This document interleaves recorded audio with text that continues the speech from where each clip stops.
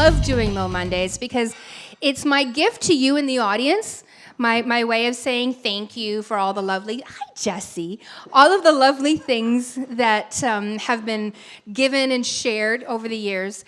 But it's also a chance to showcase some local talent. Do you remember when you had an idea, a strong idea, a powerful idea, spectacular, original idea, and you thought, this must be really original. This must be so original because I've never heard it before. Have you had one of those feelings? Yeah. A couple of months ago, I was sitting down writing a presentation similar to this, and I had it titled, it just came to me out of the blue, A Winning Attitude. I hadn't heard that before. I thought, that sounds like it's pretty original. I wonder if anybody else thought about that. I mean, I'd heard of the right attitude, positive attitude, and so on and so forth, but a winning attitude was new in my head. Sat down at Google, a winning attitude. 1 second, 25.8 million hits. And it took the doctors, though, a year to admit to her that he had any problems. You know, it'd be 2 months. She'd come in for his checkup, and they'd say, oh, no, he's fine. He's fine. She'd say, well, but he's not progressing like all the other kids. 6 months, 9 months, a year after she's got another baby, my brother David, they finally admit, Christopher has cerebral palsy. He's never going to be like any of the other children. They told her he's a vegetable, put him in a nursing home, leave him there, he won't know the difference. And my mother, who's the tiniest little lady, but the most willful you probably would have ever met, she said no. And this is in a time, this is in the early 60s, when you listen to your doctor. If your doctor said anything, you just listened. You didn't question your doctors, you know? And now, things have changed, I think, for the better in many ways.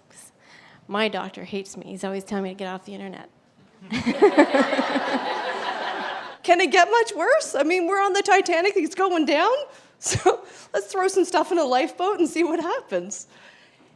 And it was amazing because it just kept, the creative juices kept coming and kept flowing because I was like, I wasn't afraid to do it wrong because I'd already failed. And I wasn't afraid of failing. So I'd move forward and I'd try these crazy things. Like, so here I have this Titanic, it's sinking. It's about halfway like this, and I got a for sale sign on it. Anybody want to buy my business? You laugh. The crazy thing is I had takers.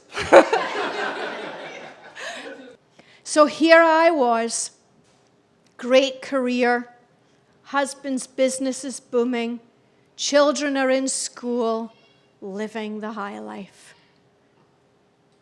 But then why was I so unhappy? It was very confusing. My body, though it was thin, was falling apart.